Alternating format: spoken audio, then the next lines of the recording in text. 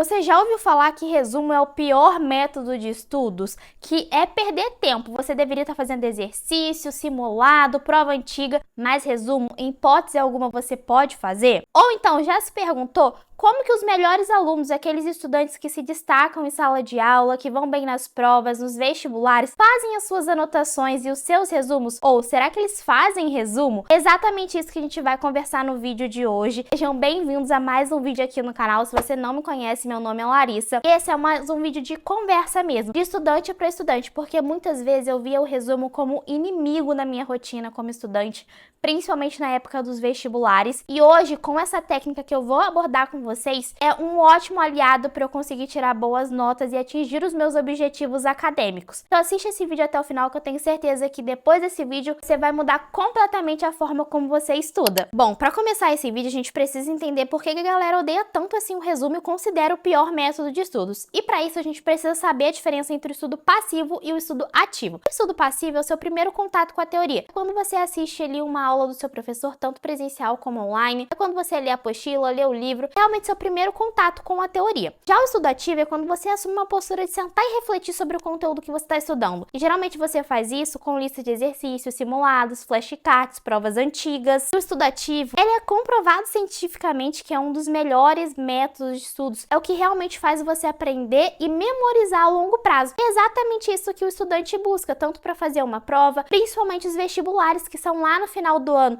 Então, como que você vai lembrar um conteúdo que você aprendeu ali no início, fevereiro, março, lá em novembro para fazer o Enem e os vestibulares? É exatamente aí que nesse processo entra o estudo ativo, que é uma ótima forma de você memorizar o conteúdo a longo prazo. E tá aí o primeiro tópico que a galera fala que resumo é assim o pior método de estudos. Porque você, como estudante que busca alcançar objetivos e metas lá no final do ano, nos seus vestibulares, por que você vai usar o seu tempo fazendo resumo, sendo que você pode usar o seu tempo ali estudando ativamente, que é um método comprovado cientificamente, que é ótimo, que você vai memorizar a longo prazo? Então esse aí é um dos primeiros motivos que a galera já dá um pé para trás quando a gente fala sobre resumo. Uma coisa muito importante de falar: resumo é diferente de anotação de aula. Quando você está assistindo uma aula e pega o seu caderno para fazer a anotação do que o seu professor está falando, geralmente ele tem muitas informações e é ótimo você fazer anotação durante a aula, porque assim você retém melhor a explicação, o conteúdo. Já resumo é realmente algo assim mais sucinto.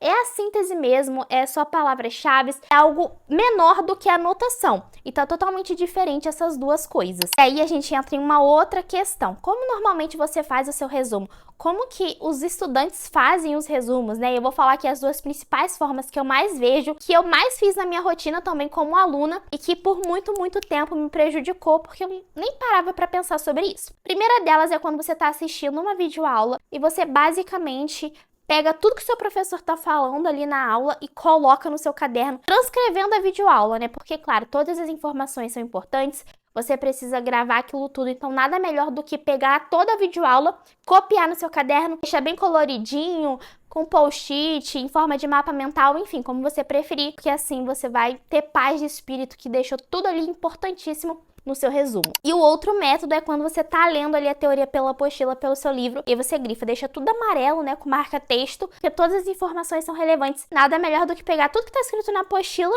e passar pro caderno. Gente, essas coisas que a gente faz como estudante, né, é muito engraçado. E é por isso que as pessoas falam que resumo é você perder tempo de estudo, porque não precisa você transcrever a videoaula. A videoaula ela vai estar ali para você consultar. E é exatamente por isso que existem as suas anotações também de aula. Não precisa ficar pausando, né, porque imagina se você pausa cada segundo do vídeo para poder fazer as suas anotações. O quanto de tempo que você não ia perder, né? Outra coisa, você também não precisa copiar tudo que está escrito na apostila no seu resumo final. Que tá na apostila, vai ficar ali na apostila, você pode consultar a qualquer momento. Não precisa copiar palavra por palavra. Não é um exercício tão ativo, porque basicamente você tá lendo e copiando, ouvindo e copiando. Então, não é um estudo tão ativo assim, é mais um estudo passivo do que ativo. Tá, eu acho que essa conversa inicial que a gente teve sobre o resumo, porque ele é tão odiado, já deu pra entender, né? Que é você perder tempo de estudos, porque você não vai estar estudando ativamente, é muito melhor você estar fazendo lista de exercícios, simulados, estudando ativamente mesmo, pra você conseguir render nos seus estudos, ser mais eficiente e memorizar a longo prazo. Mas, Lari, como que eu eu gosto de fazer resumo, eu quero ter os meus resumos. Como que eu posso transformar o resumo, que é visto como uma ferramenta tão negativa, em algo que vai me ajudar a alavancar nos estudos, a atingir a minha aprovação e bem nos vestibulares? Bom, não é nada técnico, não é nada de, tem a melhor forma, mas é uma coisa bem simples que você vai fazer. Você vai inverter a ordem e mudar um pouquinho ali o seu mindset quando a gente fala sobre resumo. E não é só simplesmente inverter a ordem, tá? Tem uma explicação por trás e uma metodologia que, assim, depois que eu comecei a aplicar isso na minha rotina, minha vida facilitou tanto.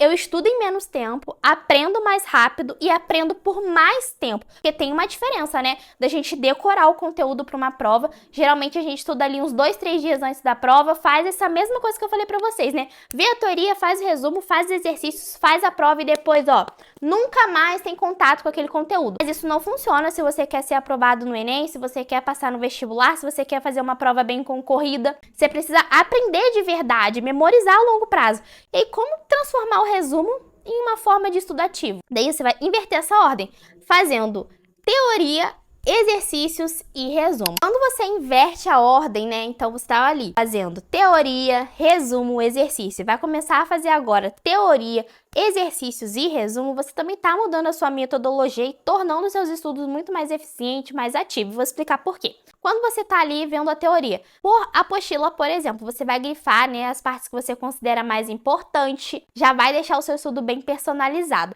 Se for pela explicação do seu professor, tanto em aula presencial como online, melhor ainda, porque o professor já vai direcionar, né, quais os tópicos daquele assunto, daquela matéria são mais relevantes, que caem mais nos exercícios, nas provas. E isso vai, assim, gente, melhorando cada vez mais, refinando os seus estudos, entende? E aí você vai partir para os exercícios. E aqui você vai ter certeza de quais assuntos que mais caem, quais assuntos são mais relevantes, onde você está com dificuldade, quais exercícios você teve dificuldade para responder, quais tópicos esses exercícios abordavam. E é exatamente aí que você deve focar o seu tempo, a sua energia, seus estudos, se você precisar rever a teoria novamente. É nesses exercícios que você errou. A partir dali, você vai ter o segundo contato com a matéria. Então, você teve o primeiro contato com a teoria, o segundo com os exercícios. E aí sim você vai fazer o seu resumo, que é o terceiro passo. É muito importante você fazer o seu resumo com as suas próprias palavras, sem ver a teoria, sem nem ter nenhum contato com a teoria, sabe? Realmente colocar tudo que você absorveu e o seu resumo vai ficar cada vez mais personalizado. Não é aquilo tudo de todas as informações, porque você não precisa. Às vezes algumas informações você já memorizou, você já gravou. Você precisa focar realmente nos tópicos que são importantes, que mais caem nas provas, nos assuntos que você está com dificuldade. Você vai começar a notar que, às vezes, o seu resumo para uma determinada matéria vai ser totalmente diferente do meu resumo para a mesma matéria, porque a gente tem dificuldades diferentes, a gente precisa dedicar nossa energia em assuntos diferentes, em matérias diferentes. E é exatamente aí que está o segredo dos melhores alunos. Eles não fazem simplesmente um resumo de todo o assunto da matéria, não. É um resumo personalizado para as dificuldades, por isso que o flashcard ele é tão vangloriado, né? Porque você vai fazer flashcard dos assuntos que você está mais errando, dos assuntos que são mais importantes e relevantes daquela matéria, daquele assunto. Então, quando você for estudar, tenta inverter a ordem e depois me conta aqui nos comentários como que foi o seu rendimento. Gente, o meu rendimento aumentou muito, as minhas notas também aumentaram muito depois disso.